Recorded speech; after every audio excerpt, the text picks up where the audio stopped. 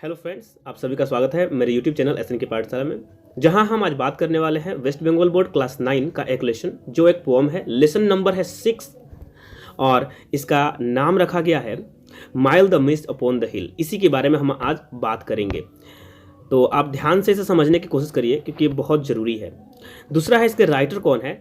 Emily जेन Brontë. देखिए, title से बहुत कुछ क्लियर हो रहा है लेकिन इससे इनर मीनिंग का पता नहीं चलता है। जैसे mild the mist upon the hill, hill का मतलब पहाड़ी या पहाड़ की चोटी का ऊपर का बात किया जाएगा यहाँ पर। मिस्ट का मतलब होता है कुहासा और माइल का मतलब होता है मुलायम। ठीक है, ऐसा कुहासा जो क्या है एकदम हल्का है, उसकी बात की जा रही है।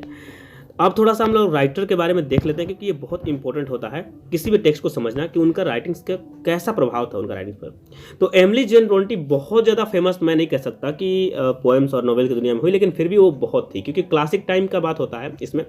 क्लासिकल टाइम वो टाइम है जब स्टार्ट किया गया था लड़कियों के द्वारा राइटिंग के क्षेत्र में एक नया कदम उठाना।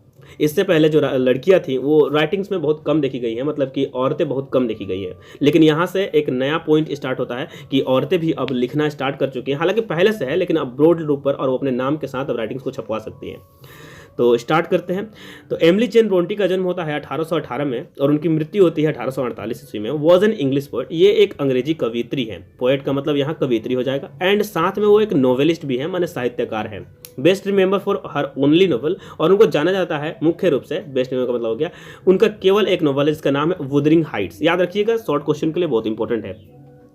Long considered a classic of English literature. देखिए, क्लासिक का मतलब क्या होता है? जैसे हमारे धर्म से जो प्राचीन टाइम से जुड़ा हुआ चीज़ आ रहा है वो सब क्लासिक कहलाते हैं। तो जब इंग्लिश लिटरेचर में ये लिख रही थी तो उस समय मतलब 1800 का टाइम समझ सकते हैं, बहुत टाइम पहले, 200 साल लगभग पहले की बात हो रही है। तो आपको ये बात समझ में आ ही जा रही होगी कि 200 साल पहले लिटरेचर की दुनिया में कैसा प्रभाव होगा और छप क्या रहे होंगे, किस तरह के राइटिंग्स लिखे जा रहे होंगे। उस टाइम पर ये आगे आती हैं और लिखना स्टार्ट करती हैं, तो ये एक बहुत बड़ी बात मानी जाएगी। अब इस पोएम में हमको क्या मिलने वाला है कि in this poem the blue mist, blue का मतलब होता है नीले रंग का, मिस्ट माने कोहरा या कुहासा, that surrounds the distant mountain, जो दूर माउंटेन यानी पहाड़ के चोटियों पर क्या है, सराउंड माने घेरे हुआ है। रिमाइंड्स द पोएट, कवित्री को यह याद दिलाता है कि क्या है कि of the happy days of youth, कि वो बचपन के उनके जो दिन थे वो कैसे थे, वो बहुत ही हैप्पी थे, इसके बारे में वहाँ बताया जा रहा है। हालांकि आपको इसमें बहुत कुछ मिलने वाला है आगे जब पोएम पढ़िएगा, तो जहाँ हम प्रेजेंट से पास्ट और पास्ट से फिर प्रेजेंट की तरफ मूव करेंगे और समझने की कोशिश करेंगे कि एडल्ट लाइफ जो है वो अच्छी है या बचपन वाली लाइफ अच्छी थी।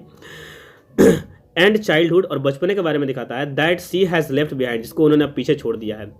As she describe the landscapes she shifts from the present movement to the past, जैसे वो लैंडस्केप्स मतलब होता है हमारे जो भी चीज़ें हैं भूभाग पर उपस्थित स्थल खंड, भू आकृतियाँ, नदियाँ, इन सबको जब वो देखती हैं तो डिस्क्राइब करती है उनको, जैसे तो ऐसा फील होता है see shift from present movement to the past, ऐसा लगता है कि वो प्रेजेंट से पास्ट की तरफ मूव कर जाती हैं, and then to the present again, और फिर से प्रेजेंट में वो रिटर्न आ जाती हैं।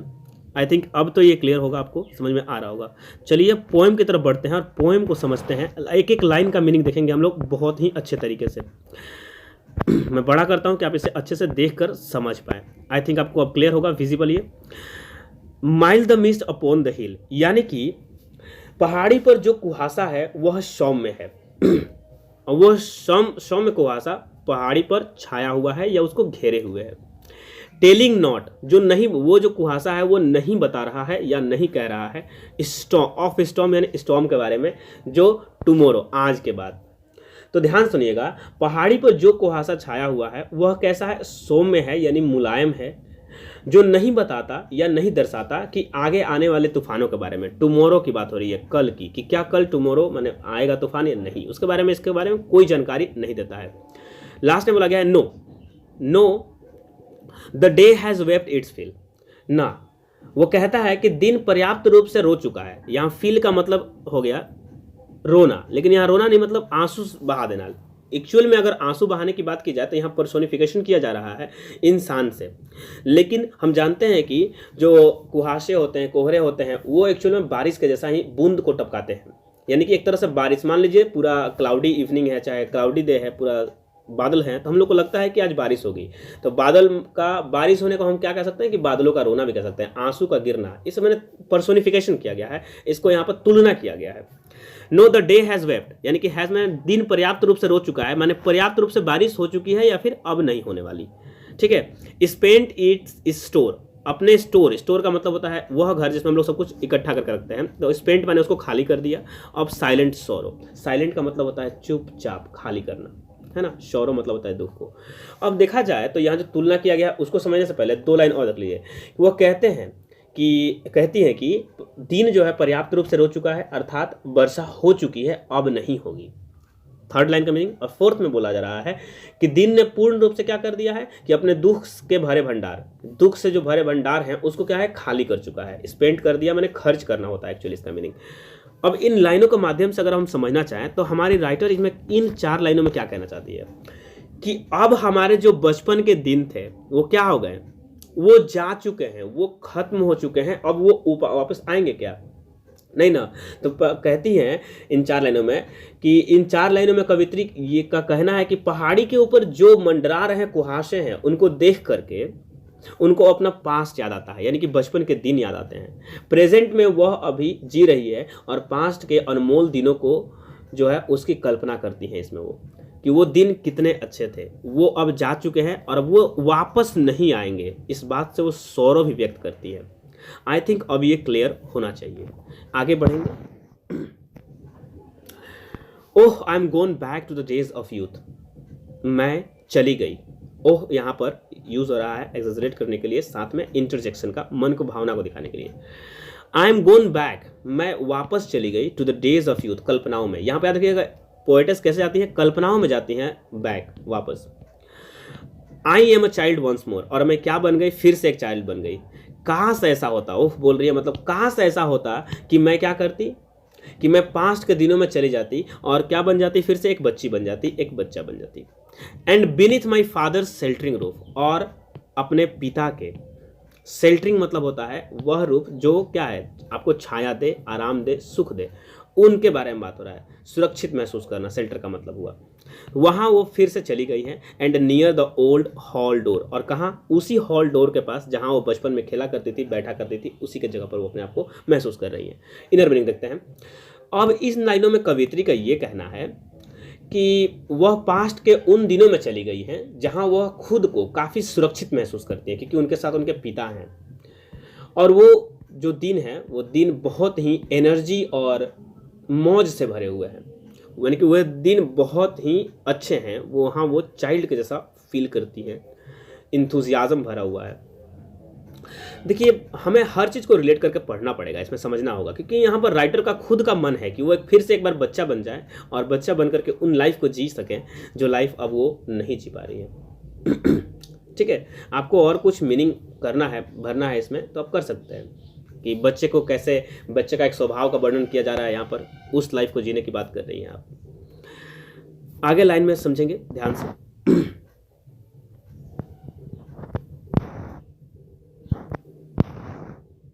ध्यान से देखिए इन लाइनों को। I watch this cloudy evening fall, मैं देखती हूं इस बादल भरे शाम को, इवनिंग होते हुए शाम को।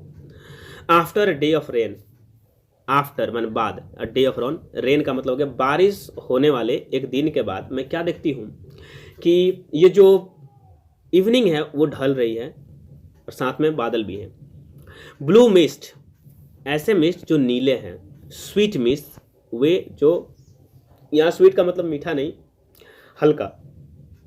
ऑफ समर पॉल, पॉल जो वर्ड है इसका भी मीनिंग मैं आपको बता दूंगा, चिंता का कोई बात नहीं है, सामने देखिए आएगा meaning. The Horizons mountain chain, जो जुड़े हुए हैं। पॉल का ऐसे मीनिंग, समर पॉल का मतलब हो गया समर के टाइम इकट्ठा हुए उन मिस्ट की बात की जा रही है जो होरिजन यानी कि क्षितिज पर माउंटेन के ऊपर चैन की भांति बिखरे हुए हैं, चारों तरफ फैले हुए हैं चारों तरफ। मीनिंग समझने की कोशिश करते हैं। कवित्री कहती है कि उन्होंने देखा है, कई बार देख चुकी हैं या देखती है शाम को। किसको देखती है? इवनिंग फॉल, यानी शाम को जब पूरे दिन वर्षा होती है उसके बाद। शाम में चारों तरफ बादल होते हैं परंतु वह ब्लू रंग के होते हैं। अर्थात आसमान कैसा हो गया, ब्लू रंग का बादल होने का मतलब काले होंगे तो बारिश होगी, तो ब्लू मतलब हो गया कि आसमान साफ है, बारिश नहीं होने वाली है। वह शाम में देखती है बादलों को पहाड़ों के ऊपर एक चैन की भांति जमा हुए। कवित्री के अनुसार उन्होंने कई दुख के दिनों का अनुभव किया है। इसमें वही वो बताना चाहती हैं, जो काले बादलों के समान थे पर अब वह टल चुके हैं, है ना। अब कैसा मिस्ट दिख रहा है, ब्लू मिस्ट दिख रहा है, वैसा कोहरा दिख रहा है जो दुख के दिन नहीं है। मतलब वो जो जाकर देख रही हैं बचपन में, उनको ऐसा फील हो रहा है। ठीक है, आगे की लाइनों को पढ़ेंगे, समझने की कोशिश करेंगे अच्छे से, ध्यान से आपको इसको देखना है। यहाँ पर एक पिक दी गई है आपके फोटो की जो क्लियर नहीं है, मैं आपको जो एक पिक प्रोवाइड करूँगा, आप उसे देखिएगा, आपको समझ में ईजिली आ जाएगा किस टाइप का चैप्टर है ये। अब आगे की जो लाइनें हैं उनको भी खत्म कर लेते हैं हम लोग। लिखा हुआ the damp stands in the long green grass. Damp का मतलब हो गया कुहासा, जो घासों पर है। स्टैंड्स का मतलब खड़ा होना, जो घासों पर पड़ा हुआ है। लॉन्ग ग्रीन ग्रास, लंबे हरे हरे घासों पर। यहाँ इसका मीनिंग आपको समझ में अगर नहीं आ रहा तो आप सुबह के समय ओस की बात की जा रही है, याद रखिएगा। As thick as morning tears, ऐसा प्रतीत हो जाए जैसे सुबह जो है वह रोया है और उसके टीयर्स हैं, ये आंसू हैं। And dreamy scents of fragrance pass, और ऐसा सेंट जो ड्रीमी है, ऐसा लगता है कि मैं ड्रीम यानी सपना देख रही हूँ। ठीक है, जो पास हो रहे हैं, फ्रेगनेंस जो है वहाँ से पास हो रहे हैं, ऐसा फील हो रहा है। That breath of other years, और ये सेंट ऐसा लगता है कि अदर ईयर्स के सांसें हैं, मतलब यादें हैं। ठीक है, फ्रेगनेंस का मतलब सुगंध होता है, सेंट होता है। मीनिंग समझेंगे। कुहासा क्या है, डैम्प जो है वो क्या है, लॉन्ग ग्रीन ग्रास यानी कि लंबी घासों पर गिरा हुआ है, जैसे मानो आकाश के रोने के कारण बड़े बड़े आंसू घासों पर पड़े हुए हों, ऐसा फील होता है राइटर को।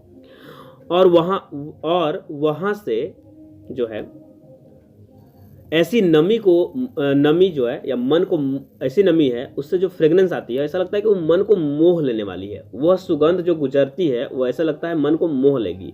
और जो याद दिलाती है, क्या याद दिलाती है कि बीते वर्ष माने कि अदर ईयर्स जो पार हो गए उनकी याद दिलाती है। यानी कि फिर से कवित्री प्रेजेंट में आ गई हैं और पास्ट के मोमेंट को जो बता रही हैं कि वो जो ईयर्स थे जो पार हो गए वो कितने मनोहर थे, कितने अच्छे थे।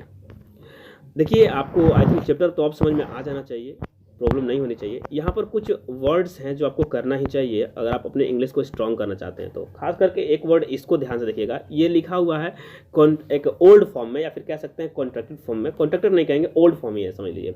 पोएटिक फॉर्म भी कहा जाता है इसे। ये अब्रेविएट है, मैंने शॉर्ट फॉर्म है बेनिथ का। निथ लिखा हुआ है केवल, BE यहाँ पर नहीं है, उसी के लिए कॉमा यहाँ पे यूज किया गया है। फील का मीनिंग भरेंगे, ये होता है मेक फूल, ठीक है ना, कोई चीज़ भर देना। बेनिथ का मतलब तो समझ में आ ही कि आपको किसी के नीचे होता है। अपॉल का मतलब थिक क्लाउड, ऐसा जो क्लाउड जो मोटे हो, ज़्यादा हो, चैन की तरह बताए थे उसमें। और फ्रेगनेंस का मतलब होता है स्वीट स्मेल। इन सब वर्ड्स को आप याद कर सकते हैं अगर आप अपने वर्ड को इन्हेंस करना चाहते हैं और चैप्टर को अच्छे समझना चाहते हैं तो। ऐसे ही और अमेजिंग वीडियोज़ के लिए आप मेरे यूट्यूब चैनल को सब्सक्राइब कर लें और बेल आइकन को हिट कर लें। साथ में अगर आप किसी भी क्लास से हैं, बंगाल बोर्ड क्लास 6 से लेकर 12 तक के videos, grammar lessons, writing skills, साथ में लेटर जैसे लेटर राइटिंग, नोटिस राइटिंग, ये सब आपको मेरे चैनल पर मिल जाएंगे। उसका प्लेलिस्ट में जाकर देखिए। स्पोकन इंग्लिश के लिए शॉर्ट वीडियोस बनी हुई है, उसको देख सकते हैं अपने इंग्लिश को स्ट्रॉन्ग करने के लिए। मॉडल वर्ब्स की वीडियो बनी हुई है जो बहुत ही ईजी वे में बताया गया है, वहाँ पर आप देख सकते हैं, मीनिंग को रिलेट कर सकते हैं और पढ़ सकते हैं, जिससे आपकी इंग्लिश नहीं केवल स्ट्रॉन्ग होगी बल्कि रिफाइन होगी। तो मिलेंगे एक नई वीडियो में, टिल देन टेक केयर, जय हिंद।